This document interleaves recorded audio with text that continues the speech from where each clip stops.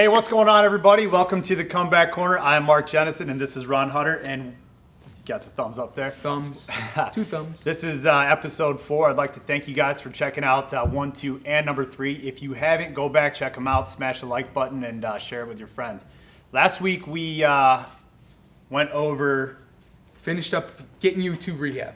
Got me to rehab. We're getting you to rehab. We just finished up your drunken episode, so we're ready to rock and roll and get you some help. So now we're going to go ahead and we're going to concentrate on, let's say, the next, basically bring us to where we're at now, because it's only been 7-8 months that I've been sober. Yeah, I mean, for the most part, yeah, we're going to get you up and rolling and get you to this point, yeah. Okay. So I went into rehab. Yeah, I mean, we got you to the place that day anyways. Let's talk about that. Did you ever really get in there? The funny thing was we got Mark to rehab that day, and we got there, and, they asked Mark, what drugs are you on? So he had to go through the laundry list of drugs that he had taken, within the last 24 or 48 hours, which he had failed every drug test except for marijuana. And so we got him there. We got him in. He was very combative. Quite honestly, he was very combative that day. I think you pretty much hated the place the minute you walked in. Yeah. I think you knew change was coming, right? Yeah, I was scared. You were scared of the change. I absolutely was scared. I wasn't sure what I was going to do. Wasn't ready to go live this sober, clean life. Wasn't sure what was going to happen. Admitted to not only myself, but the world around me that I knew at that time that I had some sort of issue. And I was definitely frightened and angry. I was trying to disguise it in anger. Anger, yeah.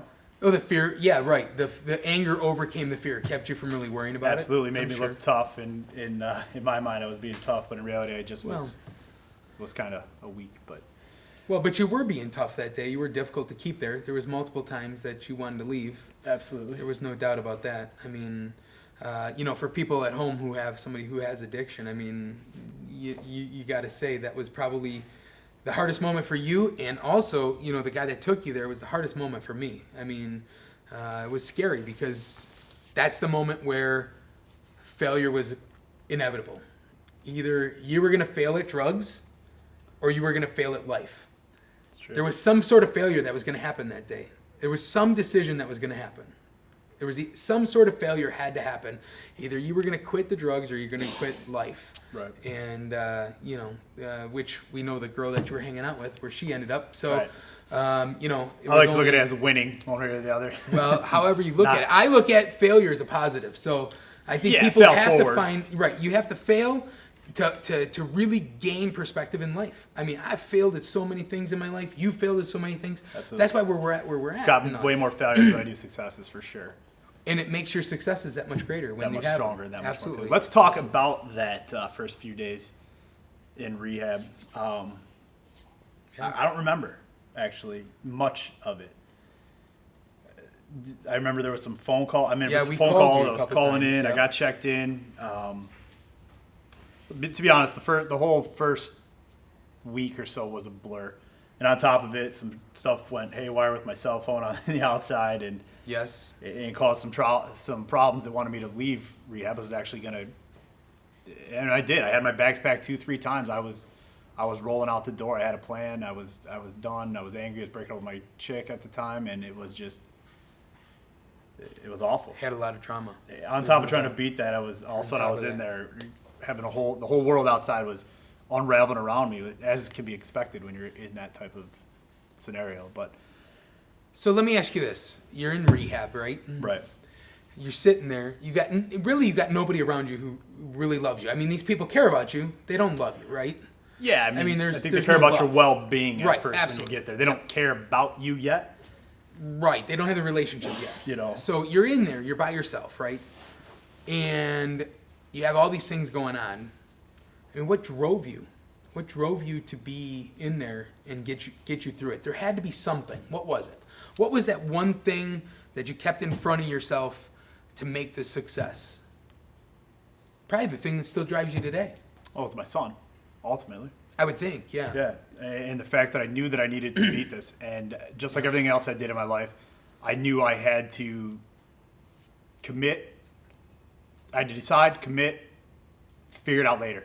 I know what I was going to do, but I had to make the decision at some point that I was going in there that I was going to beat this, and I was going to take massive action. I was going to conquer it just like every other obstacle that's came my way in life. But I didn't really have a plan yet at that point when I walked in there. Your plan was to get through the door My plan at that was, point. My plan was There was not a whole lot of plan, right? It was to quit shaking and to quit feeling crappy, Yeah.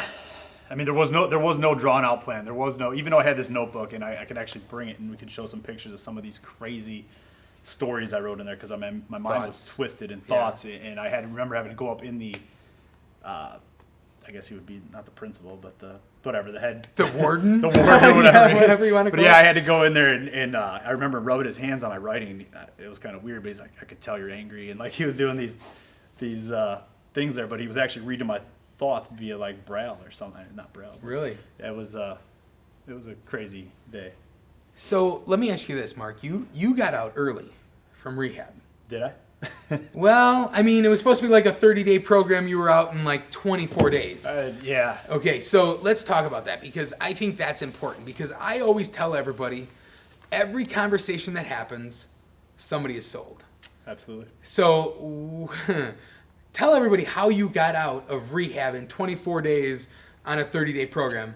And I know you're extreme at pretty much everything you do, but even this, what happened? Well, here's what I did do. I never really talked about this until you just brought that up and I thought about it. I went and I made more one-on-one visits than anyone else with the guidance counselor because I knew that if I could get the guidance counselor on my side, I could get him thinking the way that I was thinking, and I could get myself. You could sell them. I could sell him to get myself out. Yeah, it's a sales process, wasn't it? And first, before that, I had myself sold that I was going to be okay no matter what, that just taking the help was enough. Okay. Because I didn't know enough about recovery and sobriety and stuff at that point, but I knew that I was going to. So you had a belief that if you could get out in 24 days, you'd still be okay.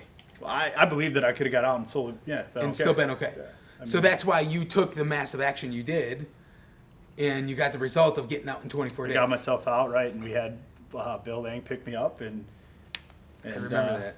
Yeah. There was nothing I couldn't accomplish when I was inside there. I had a goal in mind to be able to get I changed the way the whole pod was thinking.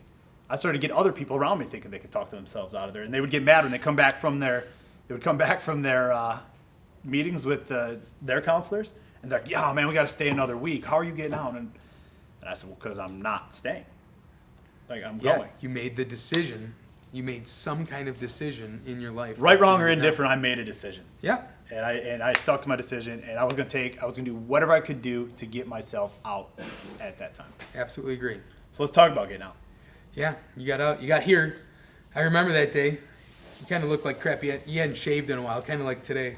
I mean, you're a little more groomed, but you hadn't shaved in a couple of days again. Yeah, definitely. Actually, I think you were still in the same clothes I dropped you off in. Well, I only had a couple bags. Yeah, a couple clothes, a couple prison clothes. So I get out. I sit over in Brian's office over there. Yeah. And there was no truck here at the time. I can remember staring out at the road over there for, I'd sit there, 2 hours? I think Chris Alter she was in the office. Yep. And you were here. Yep. And it was 4th of July weekend. Everybody had their plans, right? Had some kind of plan, yep. And I do want to say that it just so happened it was 4th of July weekend that I talked my way out of there. I didn't have any plans for it to be 4th of July. But I remember staring at the road, and I remember being scared. Because here I was now. Everyone's life that cared about me, that was talking to me, that I talked to over the phone. My brother's about with his kids and his family. Ron's got his stuff going on. It's 4th of July. Scotty's got to go get his girls and, his life that he's doing. Everybody's got some kind of party. Everyone still wants to give you support, but everyone's life keeps moving. And what am I going to do? I got a drug and alcohol issue. So being around it, is going to be tough, right? So yeah, I stare at the road, and finally, I think we walked out, and you said you're gonna be all right. I think I had no money. I think somehow you gave me a couple bucks, or someone gave me a couple bucks. Maybe Scotty. Oh, I don't know. Somehow I ended up with a couple bucks, and keys to a car, and I was off, off on my own. I didn't even have a cell phone. No, you didn't. I had no cell phone. No. So no one could even track me down.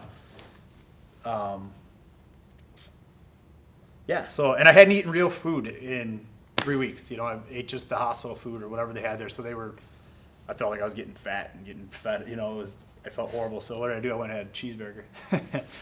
And I remember stopping to have a cheeseburger. And it is 4th of July weekend. And I sit down. Dude crossed the bar or whatever. Because I sat at a bar. Or at a Right. restaurant bar, whatever. Yeah. Guy bought me a shot.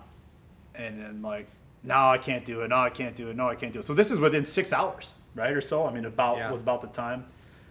Or maybe I got caught in 6 hours. It was within 6 hours that I picked you up. Yeah, so. I don't remember the time frame, but maybe it was within 6 hours you got me picked up. But maybe it was only 2-3 hours out. I think you left the dealership here at like 4 o'clock, and by 10:30, I think I was picking you up at the. Yeah, and I only made it a couple miles down the road.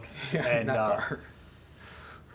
I told myself no. I'm not gonna have this drink. It's no. Well, that drink called my name and it beat me, and I picked it up, and I slammed that shot, and then I slammed another shot, and then another one, and the guilt started setting in. But I'm like, it's gonna be no big deal. Just one day. Everyone has a relapse. Everyone has an issue. I'm gonna be okay. Well, then I stopped at another bar. And I started drinking. And I stopped over and helped somebody move a table or something. I mean, I don't know what the hell I was doing. But this time I had 7, 8, 9 drinks in me. And hadn't seen any girls in 3 weeks or whatever. And next thing you know, I borrowed someone's cell phone and I was off to the races. And I was out partying. About 10 o'clock, for whatever reason, I end up going to the Waterfront, which is a local bar here, which I never go to. Everybody hangs out at. I never go to. So I believe that I was meant to be caught. I think honestly, there's a part of me that believes that you went there knowing you'd get caught. Maybe. I really do. Because I have no clue why I went there. There's no other reason why you would have went there. You knew that everybody hung out there. There's no other reason other than you knew that you had broken, I don't know, a rule, whatever you want to call it. Right. And you knew you were off onto a dead-end path again. So I show up at the bar, and I think everything's fine, because I'm in denial that I am drinking again and using again, and every CUNA's employee's there, pretty much. Yeah. Next thing you know, I'm upstairs. They keep me there because I wanted to go, and didn't really know what's going on. I end up upstairs, and there's Scotty. Or he came later. They went and got him. Because, I don't remember the actual details. I try not to think about that night as much as possible. He was out doing something, and they called him over there to get you, and then he called me to come get you because I had the taxi service at the time. Right. So I came and got you at the taxi. So I'm caught. I'm busted. Red-handed. I'm red-handed. I'm drunk, high, you name it. I suck. You sucked again at life. It pretty much was. I just wasted. Even though it was only 21 days, it was 21 real days of nothing in me, and it felt good. Yeah. And I did see a little glimpse of hope in there, and I still knew I could beat it. But once I got caught, the amount of guilt that sat inside of me, I went back. Or you dropped me off, I think, at home. I dropped you off. No, not your home, but at somebody's home, okay. Yes. And I was off then, and nobody wanted nothing to do with me. Pretty much wrote you off. That's what I did. Right. And, I mean, I think I stopped down at one point to get some clothes or something. I don't know, man. No, yeah, you wanted to get some stuff out of the demo. I had to get some stuff out of the demo, whatever. Yep. But in those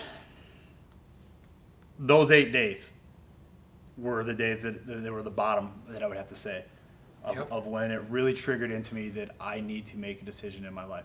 Now, the whole time, though, I can't make this decision because I can't kick it. I'm sick. I'm drinking.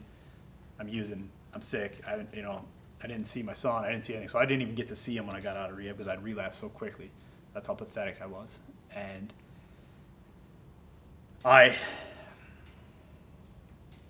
yeah, and man, it sucks. But I end up going 8 days, worst days of my life. I'm in and out of Chicago. I'm running back and forth from there. I'm using. There's people at my house that should never be at my house. I'm not going to go into details, but these people should never be there. My brother just wants nothing to do with me. My sister-in-law shows up at the house just screaming at me.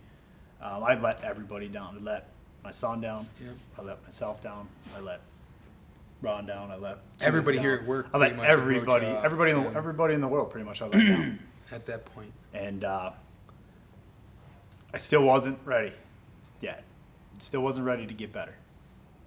But so I keep partying, and then I think my buddy Dano and my brother and my mom, I think they all collaborate. They're like, wait a minute, this guy probably has a problem. We need to figure something out. So I don't know how it happened. There's a lot of holes there missing. Long story short, I end up going to my brother's house. My buddy Brian comes and gets me. Or we're all together, Brian, Kurt, Dano, at some point, and they get me on a plane to go to Florida.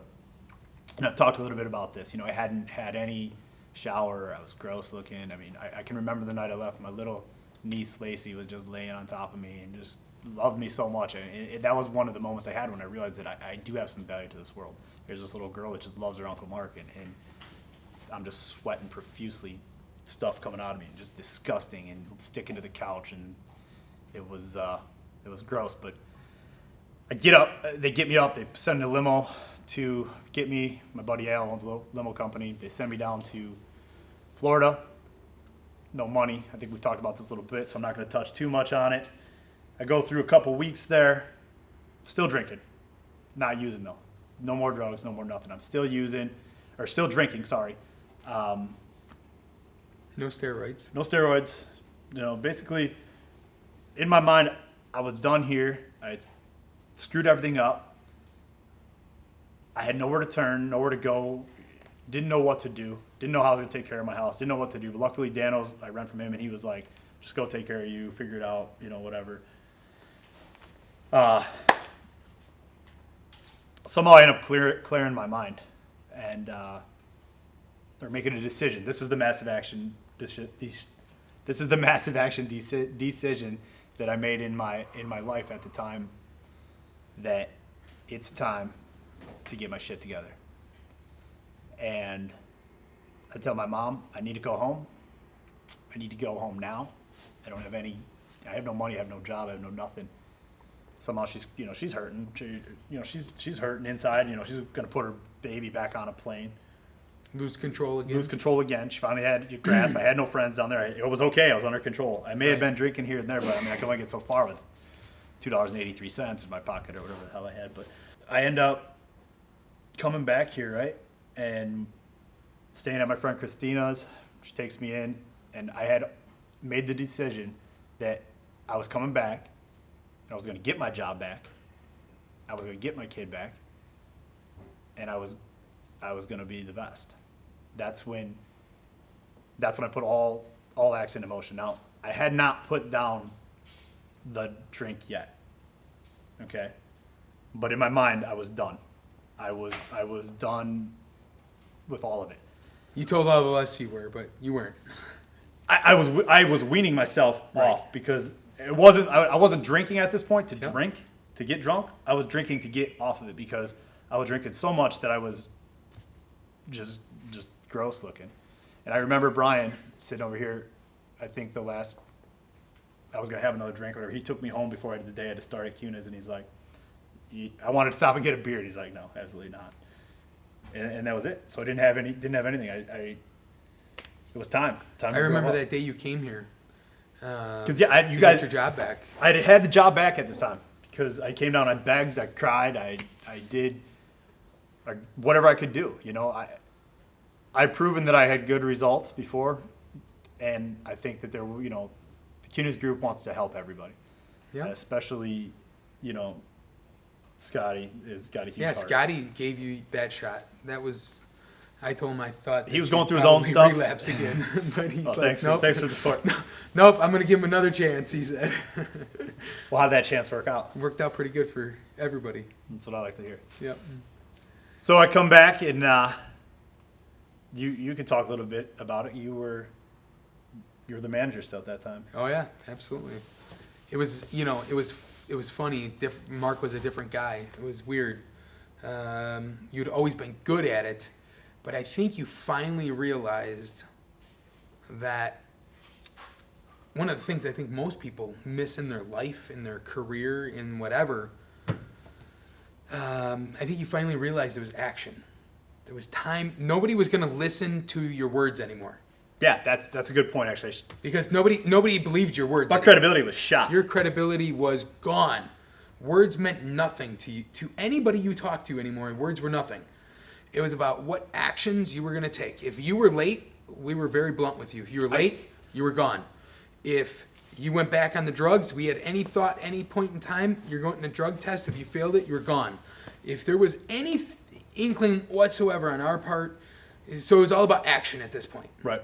It was all about action. And I think when that realization that action was so brutally important in your life, your livelihood, your career, your child, your son, your life in general was all based upon action, because any words that you spoke, nobody believed. Right. Your ex-wife didn't believe. Your kid didn't and believe. rightfully so. Nobody should have. We didn't believe nobody believed you at this point. Right. So it was all about action, right? Right. And that massive action.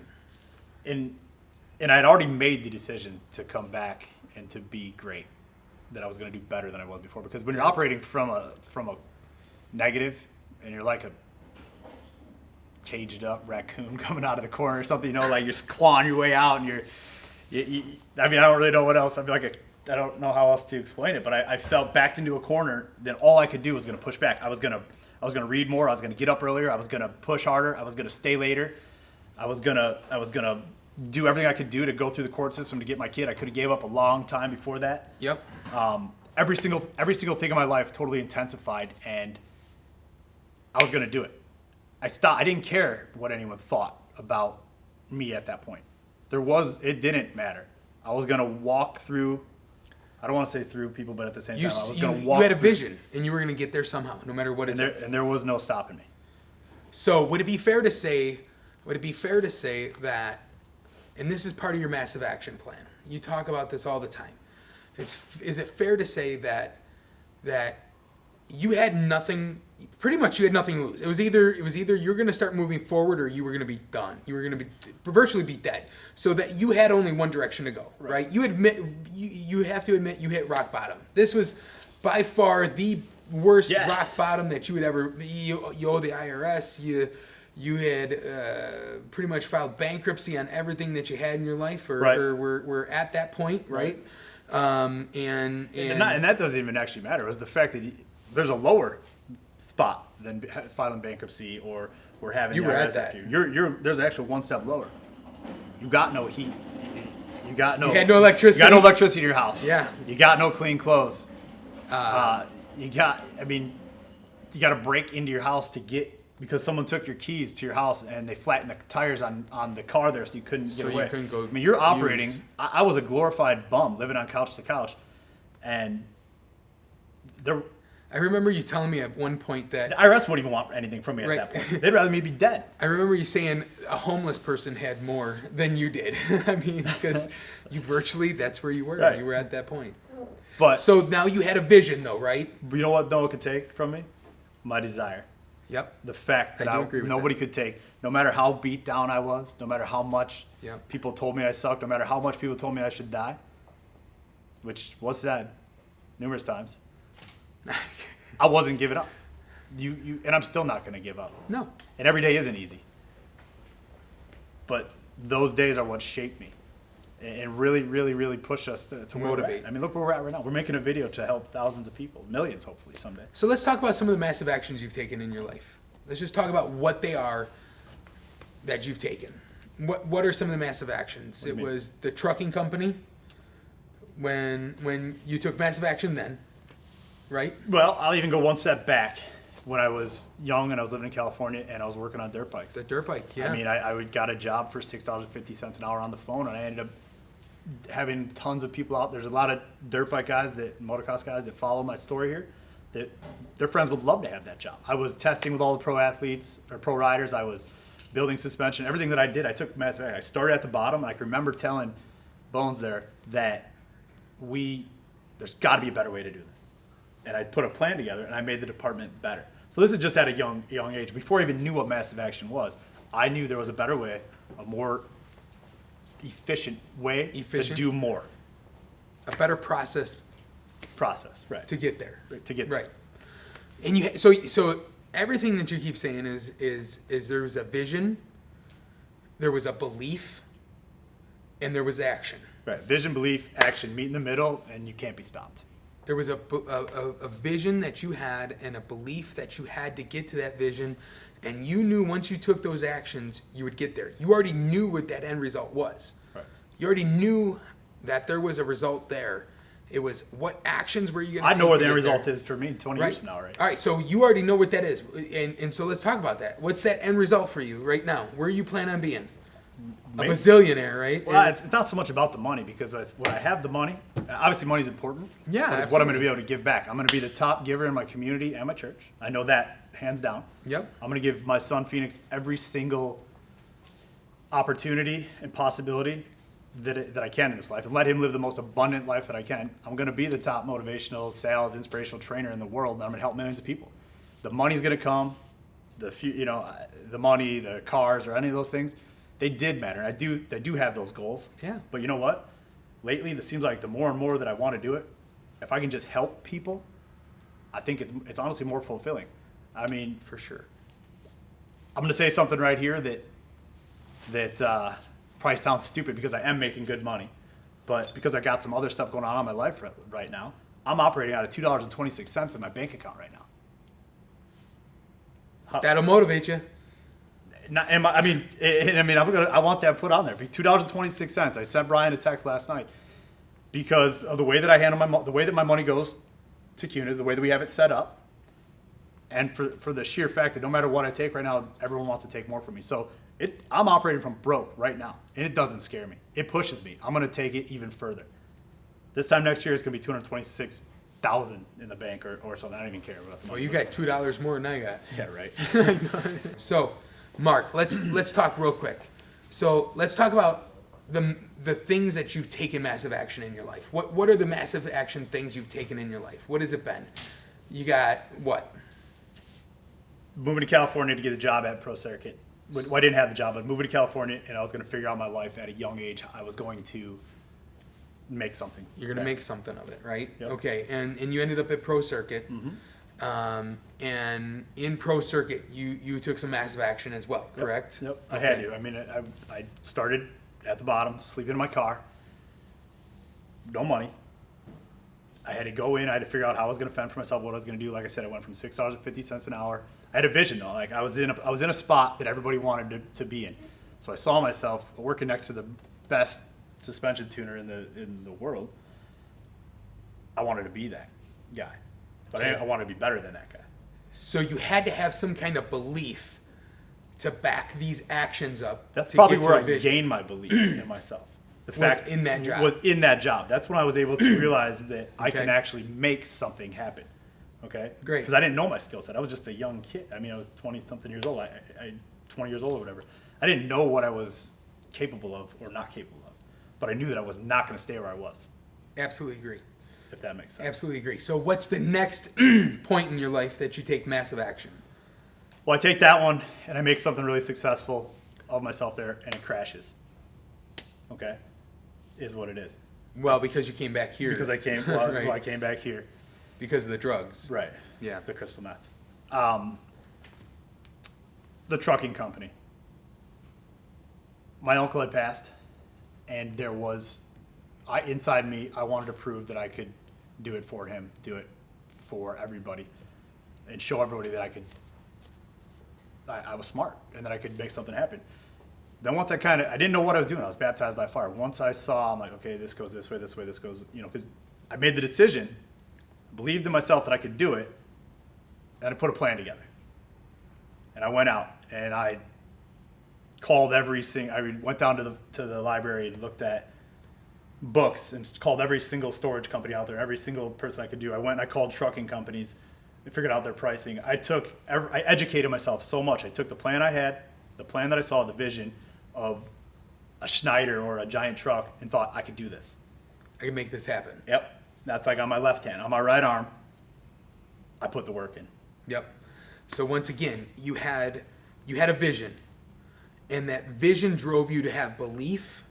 And once you had that belief, you took massive action again. Absolutely. And then you got the results you were looking for, right? I got the results. I got the results quicker than I was looking for. It was just amazing it because just you seemed like put so much action. And once results come, you keep firing. It's harder than selling a car. Isn't it true that once you saw the results, you actually had more belief in the actions you took and actually gained you even more results, which got you to your vision even faster? In a clear state of mind, yes. Absolutely, right? Absolutely. So now let's talk about that with your rehab.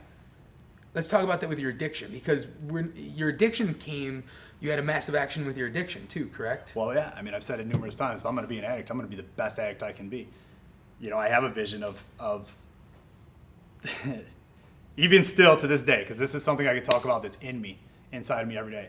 If I could live the life wide open, on drugs, Full throttle on alcohol, in and out of strip clubs or bars or whatever. Yep. But still make sure I could provide for my son. Even, you know what I'm saying? That's the addict talking. Yep. And know that that's okay. I would do that life.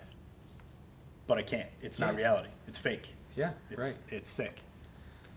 So, I mean, but now you have a vision, though, opposite as well, correct? Now, I mean, now you have a vision. I have a vision that I'm going to be able to take this stuff and I'm going to help all those other people. Right.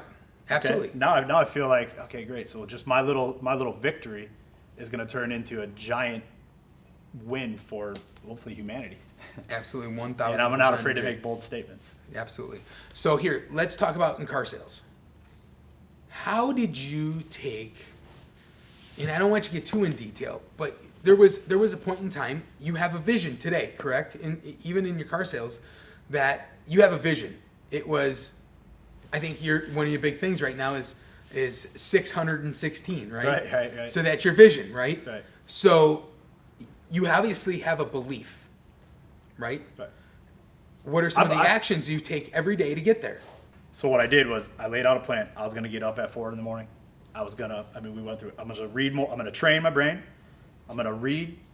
I'm going to cook my breakfast. I'm going to have so much. I'm going to have a whole 4 hours worth of work in before the next closest guy to me even rolls out of bed. Yep. And not only that, and then I'm going to work till 10, 11, 12 at night, because not only is it keeping me busy from not only is it keeping me out of the bars Trouble, and my yeah. addiction and trouble, whatever, but I'm training on it. So, I mean, I set up a whole routine for me from start to finish. And in the middle of my day, well, I was a freak, man. I'll make these phone calls knowing that the dude on the other end is going to tell me to screw off. Like, I thrived on it, okay? That's just one thing there. But I knew that if I make this phone call, stuff's going to come my way. Yes. You knew that you had to take an action. I mean, it's no secret to get there. That the phone is my key to my success. Oh, there's no doubt. I mean, we could talk. We could do a whole video on that and talk about. Oh, for sure. I could teach people how to talk on the phone. That is what I'm good at. I mean, we got Kevin over here. He never did car sales before. He made like 12 appointments for me or something in the first week. Brian does the same thing. Right. The phone is key, but putting it all together and putting a plan of action together is what created the momentum. Because aside from massive action, you then build momentum, which brings me to where I'm at right now. Oh, for sure. The momentum is there. There's no doubt. Now, if I don't sell a car, it's because I chose not to. Right? Because you chose to be busy with something else. Busy with something else, or didn't have time, or I can put it off till tomorrow. Now the calls are coming in. I think Billy here told me, he's like, I've done the amount of work inside of those 10 months or these past 6 months that it takes the average guy to do in 3-4 years. Absolutely agree. You filled your pipeline. Absolutely. Your pipeline in life, your pipeline in your sales career. Absolutely. Right. So I guess the main thing for me, Mark, is you keep telling everybody it's about massive action. It's about massive action, but you live massive action. You live it as part of your life, right? Right. And that's It's what all these areas. people all need. That's what these people need to realize is don't sit on the couch and fool yourself that you're taking massive action. Don't sit at your desk or your career and say, "Oh, I worked really hard today. I didn't sit in the coffee clutch for 45 minutes. I only did it for 20. I didn't I made 25 phone calls today. Yay! I'm awesome today. No, that's not massive action. Massive action is saying, this is where my vision is. I believe in the actions that I'm going to take are going to get me there. Now I got to take the action. I'm never going to see the result without it, right? Right. Sometimes you don't see the result right away either with massive action. No, absolutely. You still got to skill up a little bit. There's definitely skill involved. There's no doubt. We could talk later more about that. But I do want to talk, what was my day like today? Got up with my son. Or I had him. Yep. I filmed the video. Cooked him breakfast. I think I was telling Kevin today, I'm cooking breakfast. I'm in my undies. I'm filming a video. I'm just like, I've got clothes going downstairs. I got like 10 different things going on at one time. Get him. I redo his class. I take an hour out of my morning to redo his class. I come out. I'm on the phone. I've made probably 10 calls from there to here, getting a cup of coffee. We come in. He's got a plan for me as far as what I need to do on Comeback Corner, Comeback Academy. Right. I think we wrote up 3 or 4 deals today, which just silent ones. None of them delivered, but tomorrow there'll be like 3, 4 going. So now here we are filming this. Tomorrow morning it starts all over. We got 5, 6 meetings going on, and another night filled out to 11 o'clock working on this. I'm not doing massive action just in car sales. So if I can reach out to anybody out there, I'm doing life. I'm living my life. If I could stay up for 24 hours a day, I'd stay up 24 hours a day. The other night, I know I'm doing things right because I was tired and I got home. I didn't have Phoenix. I turned all the lights on. I had my jacket, my shoes, everything. I laid down on my bed for a second. No dinner, no nothing. Next thing I do, I woke up. It was 5 in the morning. I was ready to do it again.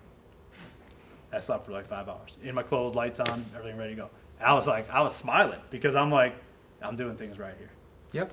I'm working to the point of exhaustion. I got up and I was ready to rock and roll again the next day. Have at it. So time to rock and roll. Yeah, like I said, I don't know if that covers massive action for you or not. I think it does. I think it's important for everybody to know that you're not just talking it. You live it.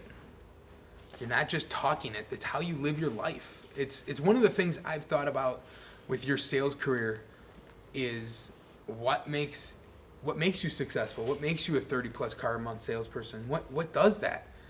And it's about this action, and it's about having, even for a guy like me, in my weight loss, I had to take some kind of extreme action to get it. I mean, I went to Tijuana, Mexico, with a pocket full of cash, $5,000 cash, and I had surgery. Yeah, but it was for a different reason. Yeah. And I had surgery, at in a third world country. If that's not extreme, I don't know what is. But I had to do it. I had to take some kind of massive action in my life. Same thing. You're living it every day. That's what these people need to understand. It's not about. Stop fooling yourself. That's what I'm saying. That's what this is all about tonight. Stop fooling yourself. Take massive action in your life somehow. If you want to learn how to take massive action, follow what Mark's talking about. He can teach you those kinds of things. It's about those actions. Right. And in my opinion, it's more than just action. It's about a vision, a belief, and in order to get to the result. It's more than just the action. If I took crappy action every day, Mark, what are my results going to be? Be crappy. They're going to be crappy results. You can polish a turd all day, but at the end of the day, it's still a turd. Absolutely, right? So that's what I want everybody to realize is those actions have to be strong, positive actions to get strong, positive results, right? I'm with you. All right. That's where I'm at. Comeback corner, baby. I like that. Yeah. All right, thanks everybody for tuning in to episode 4. I appreciate it. Like I said earlier, if you like it, smash the like button, share it, send it to your friends, mom, teacher, aunts, uncles, brothers, cousins, you name it, whatever. Donkey Kong. Anyone that I can help. If you think they need help too, I say this numerous times. I'm always going to say it even when I'm helping millions of people. I'm going to try to answer every single message I can on Facebook. I know I can't do it right away.